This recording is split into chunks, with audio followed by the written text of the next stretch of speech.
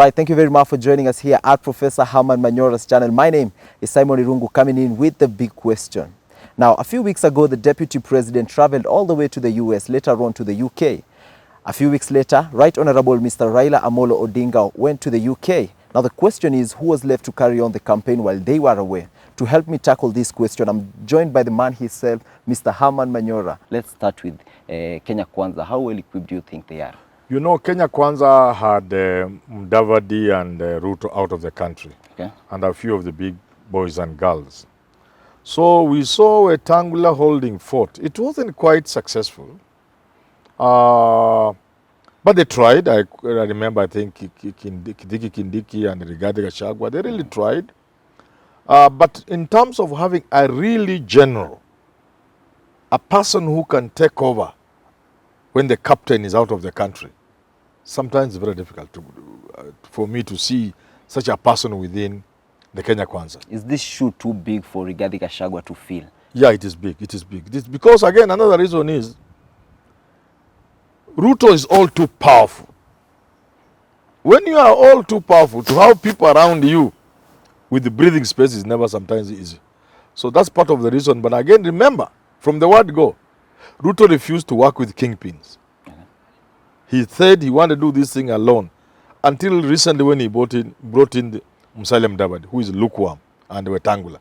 So because of that, he doesn't really have powerful individuals who can hold fort when he's not there. That's where the danger is. But we are seeing people like Ndindi Nyoro, Rigathi Gachagua, Anne Waiguru stepping up and, you know, campaigning all across Mount Kenya for William Ruto, and they are bringing in numbers.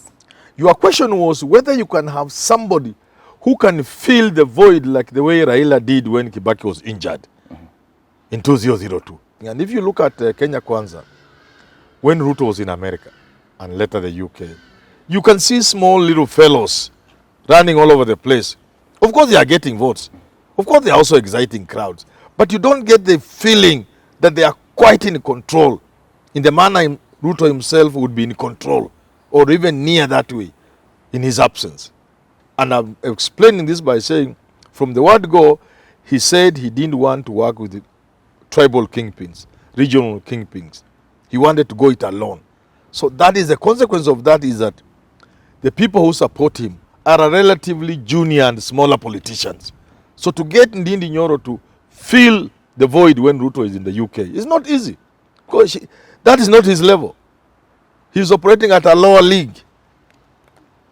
You get it? Yeah. So in his absence, you can't get somebody to fill his shoes properly on the ground. Okay, since we've mentioned Rigathi Gachagua, Yes. people are coming out and saying, you know, Rigathi Gachagua is the perfect person to deputize the deputy president. Do you think this is so? Rigathi Gachagua, all boxes seem to be ticked except one. Which one? You know, Nyeri has produced a president, the name of Kibaki. Kiambu has produced two. So Muranga people are underage, surely. Shall we be escorting these other fellows? Mount Kenya East is wondering, do you mean when something comes to Gema, it must land in Kiambu or Nyeri? So that box for Rigathi becomes tricky, that he comes from Nyeri. But otherwise, he's head and shoulder above all the competitors from Mount Kenya region. Ndindi Nyoro can compare to Rigathi. Alice Wahome can't. Anne Waiguru can't. None of them, not Kimani Ichung'wah, none. In that lineup of William Ruto from the mountain, Rigathi Gachagua ticks all the boxes apart from the one of coming from Nyeri. Okay. Yeah. Away from the deputy talk, now to Azimio Kenya, One Kenya Alliance. Yeah. Do you think they have that person who can carry out the campaigns in a situation where the presidential candidate is not available? Raila is lucky, and when he was in the UK, you saw, he's lucky in the sense that he chose to work with big wigs from the word go. He chose to work with the regional kingpins, Vigogo. So he works with Atwoli and Oparanya from Western Kenya with Eugene Wamalwa. Those are people who can hold fort in that area. Atwoli were to call a meeting in Bukungu without Raila. It's a big meeting. It's a big event. Everything comes to a stop until Atwoli's meeting is over. If Joe, and we saw Joe in Nairobi when I think when Raila was in the UK, you saw Joe. May he get well. I hear he's unwell. Not I hear. I think he's unwell. We pray for his quick recovery. You see how Joe was managing the campaign. Now, there's a time also Raila was somewhere out of the country, not this recent one. And Uhuru was like moving around. So if you have somebody like Uhuru holding fort in some corners of this country, you've seen him moving in Nairobi. So you see, by the mere fact that Raila is working with Uhuru, number one. And number two, Raila chose to work from the word go with regional kingpin, something that Ruto shunned. It is much, much easier for Raila to have people on the ground when he goes for holiday in Dubai, to rest a bit. When he goes to the UK for his own business, whatever he's going to do for politics.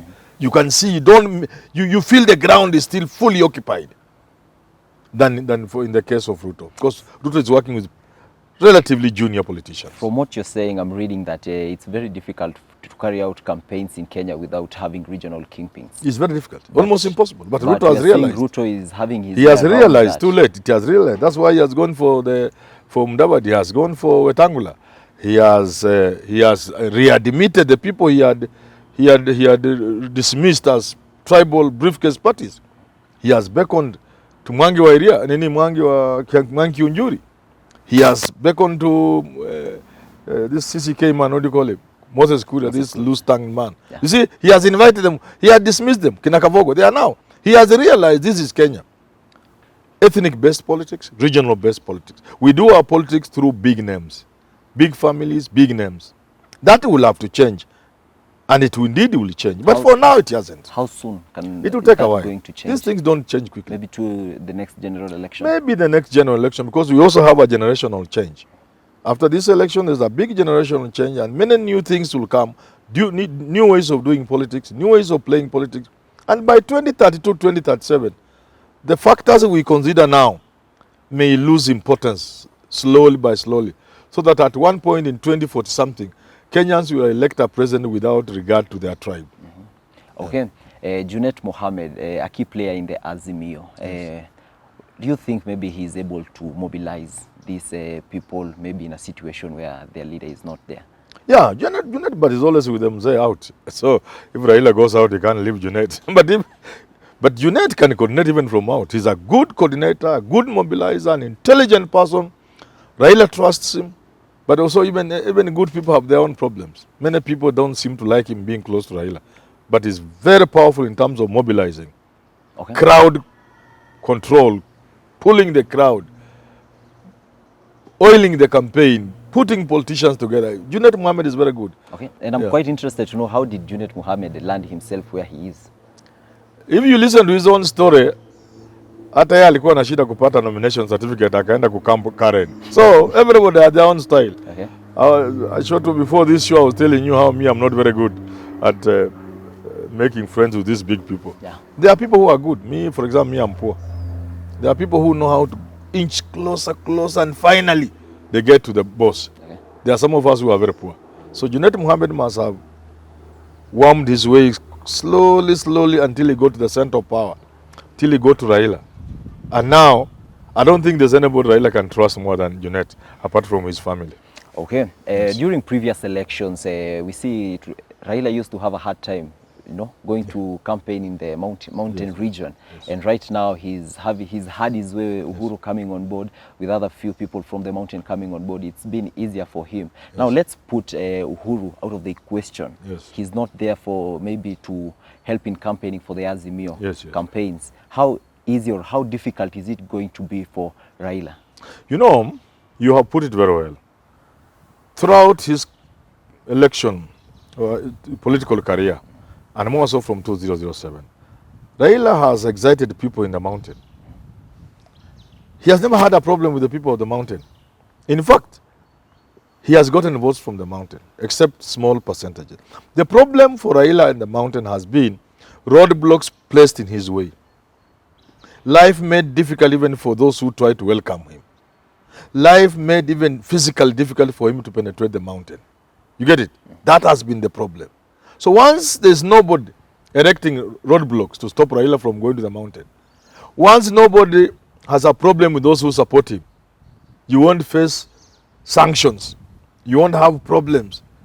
You won't be a pariah.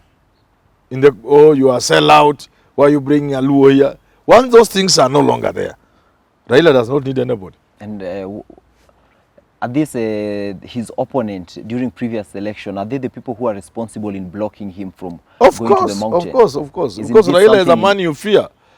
If you are standing against Raila, you fear him like a football team. Some of these names, I don't know people who like football. There's a striker, you see him, you begin to shake.